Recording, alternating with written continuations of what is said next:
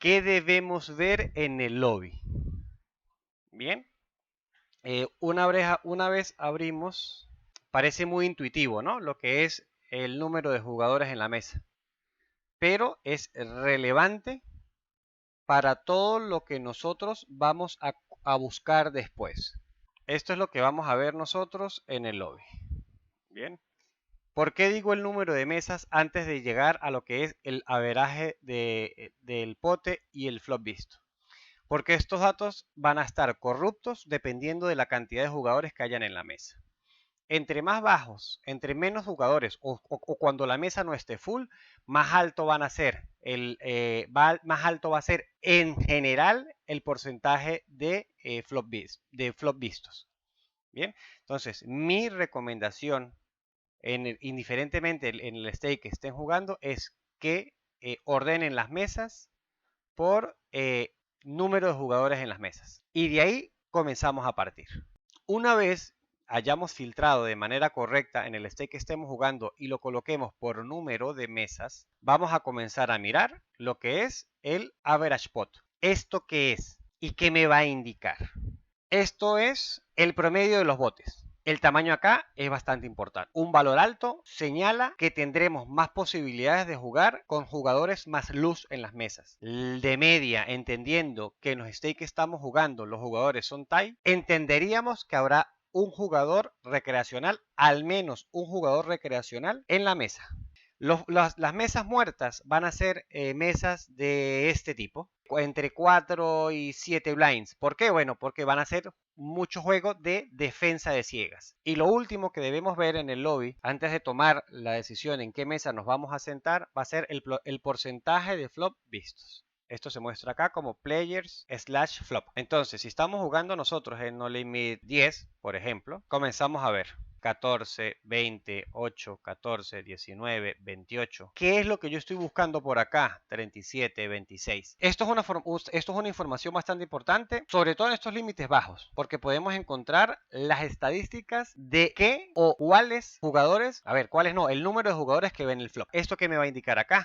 Bueno, si partimos de una base de 100 y dividimos 100 entre la cantidad de jugadores, cada jugador de media, un jugador va a representarme un 16%. Esto quiere decir que si yo quiero que la mesa sea rentable, por lo menos debe estar mayor a 30%. Ideal sería 35-40% porque me va a indicar una media de 2, algo de jugadores en el flop. Entonces, ¿cuál sería lo ideal? Lo ideal sería conseguir mesas por encima de 35, 40 sería una locura. Entonces, lo ideal sería buscar mesas por encima de 30 en este meta. Primero, ¿cómo los vamos a organizar? Sencillamente nos vamos a ir por el número de mesas, el número de jugadores en la mesa. Esto nos va a ayudar a tomar una mejor decisión correcta y entender que la veraja del pot y el preflop raise va a estar más cercano a la realidad. ¿Por qué? Porque si yo me voy a una mesa de 3 jugadores, de 4 jugadores, es lo que está pasando acá, ¿ves? El porcentaje del flop va a ser mucho más alto. Una vez yo haya buscado esto, me voy al pote averaje. Busco que esté alto y posteriormente comienzo a descartar. Ya cuando los average pots se asemejan,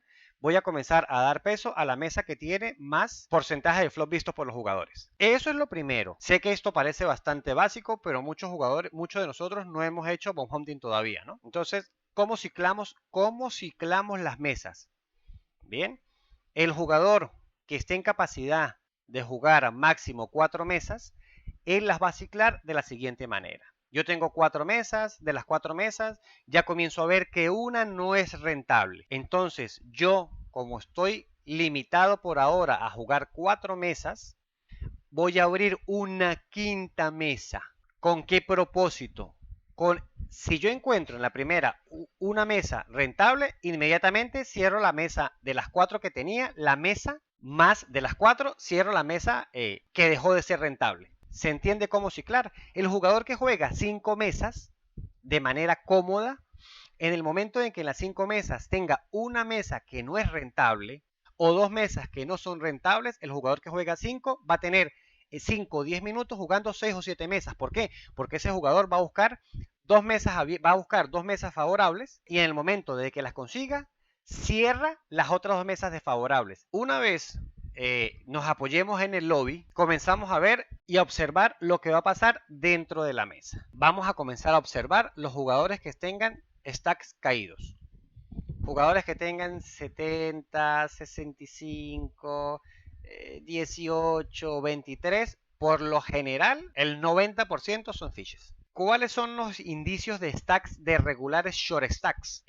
40 blinds exactos o 50 blinds exactos. En el momento de que el jugador con 40 blinds, ustedes se sientan y ven, nosotros creemos que es un fish. ¡Pum! Me siento en la mesa. Me quedo en la mesa. Cuando yo vea que el jugador con 40 blinds hace un open raise, le 3betean y foldea y el stack automáticamente pasa de 38 o de 37 a 40, detectamos que es un jugador short stack regular. De igual manera pasa con los jugadores de 50. Jugador de 50 que juega con 50 blinds, él busca siempre tener sus 50 blinds. Él no se mueve entre la franja de 50, él no juega con 42 blinds ni con 43 blinds, porque la estrategia está para 50. Igual que el jugador de 40. El jugador de 40 en el peor de los casos llega hasta tener hasta 35 blinds. Después busca quedarse en 40, porque si no todos los tamaños del juego post-flop van a cambiar. Esa es la manera de saber si un jugador short stack es o no regular. Y por supuesto, la posición versus jugadores débiles. Y aquí vuelvo al tema anterior. Si nosotros tenemos 4 mesas y comienzo a ciclar mis mesas, bien, dependiendo del número de jugadores que haya, a medida de que yo detecto un jugador débil a mi izquierda, bien, supongamos que yo esté en el cutoff. Bien, yo me siento en la mesa, se me abre la mesa y yo aquí tengo jugadores desconocidos, pero yo tengo en la izquierda el jugador fish, ya sé, o el jugador débil, sé que esta mesa no es rentable. Entonces, yo comienzo a abrir las mesas. Si yo tengo las 4, si yo soy un jugador que juega 5 mesas y tengo todos los jugadores débiles a mi derecha, en Big Blind, en MP y en Early, cuando yo esté en cutoff, van a ser mesas rentables. Si yo estoy en cutoff y entiendo que tengo 5 mesas, yo juego con 5 y tengo 4 mesas o 3 mesas con jugadores a mi derecha débiles y a mi izquierda tengo 1 o 2 mesas con jugadores débiles, ya comienzo yo estando con 5 mesas, salvo que sea una ballena, me voy a quedar. Bien, o que tenga mucho stack fish, me voy a quedar, pero si tiene 8 blinds, nada hago yo aquí, ¿no? Entonces comienzo a ciclar mis mesas. Bien, comienzo a abrir mesas. Si tengo 5, comienzo a abrir la sexta mesa para eliminar las mesas donde yo tenga el jugador débil en el small blind en el button. ¿Se entiende? Y comienzo a ciclarlas. Esto es la manera de saber de entrada si la mesa es rentable o no por los tamaños de stack y luego por la posición versus los jugadores débiles. Parece algo bastante tonto para los que tenemos bastante tiempo, pero a medida de que pasa el tiempo, pasan 45 minutos, 50 minutos, una hora, hora y media, parpadeamos un par de veces y nos damos cuenta que estamos con 5 regulares en las mesas. Mucho énfasis en la selección de mesas, porque acá es en donde está el dinero. Ustedes en una mesa con un fish o con 2 fishes, ustedes pueden ganar a 30 o a 35 blind a la 100. ¿Cómo identificar el jugador débil? Bueno, lo que veníamos hablando, ¿no?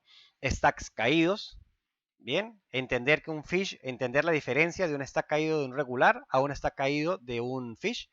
El stack caído de un regular, repito, entre 40 y 50 blind, y cada vez que se quede por debajo de ese stack, recarga automática. Bien, inmediatamente, por favor, marcarlo de regular.